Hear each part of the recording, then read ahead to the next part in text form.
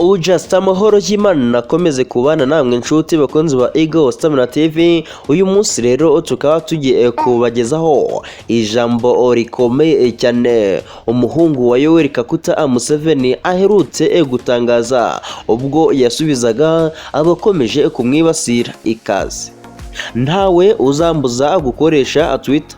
General Muhoozi nyuma y'iminsi mike ishize atandika kuri Twitter, umuhungu wa Perezida Yoweri Kaguta Museveni wari umaze iminsi mu Rwanda yagarukanye imbaraga nyinshi kuri Twitter. Mu butumwa yatangaje yikoma abanyamakuru basabye Perezida Yoweri Kaguta Museveni kuba yamuhagarika gukoresha Twitter. General Muhoozi yavuze ko bidashoboka kuri Twitter. N'ubundi General Muhoozi Rugaba yagize ati, numvise umunyamakuru wo muri Kenya asaba umubyeyi wanjye kumpagarika gukoresha Twitter. Ibi byaba ari uburyo bwo gusetsa, kandi nta n'umwe uzambuza gukora icyo ari cyo cyose nshaka.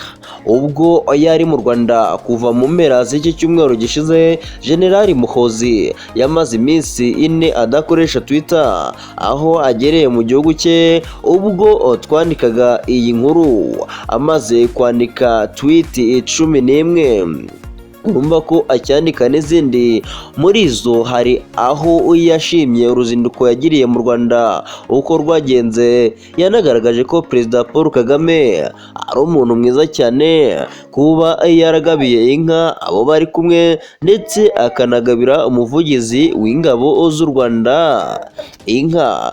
Perezida wa Uganda Yoweri Kaguta Museveni aherutse gutangaza ko yaganiriye n'umuhungu we akamubuza kuzongera gukoresha Twitter avuga kuri politike za leta. Saga ya Twitter muri Uganda yakuruwe n'ubutumwa General Muhoozi yanditse avuga ko ingabo ze zafata Nairobi mu gihe cy'ibyumweru 2 byaje kurakaza abanyakenya, ndetse Uganda na Perezida Yoweri Kaguta Museveni ubwe basaba imbabazi. General Muhoozi Rugaba nawe ubwe yanditse ubundi butumwa asaba byeruye imbabazi Perezida William Ruto. Ubutumwa bwo kuri uyu wa gatatu, General Muhoozi yanditse asaba urubyiruko rwo mu karere ka Afurika y'Iburasirazuba rumushyigikiye kubigaragaza basangira ubwo butumwa, cyangwa se babusangiza abandi, cyangwa abagaragaza ko babwishimiye.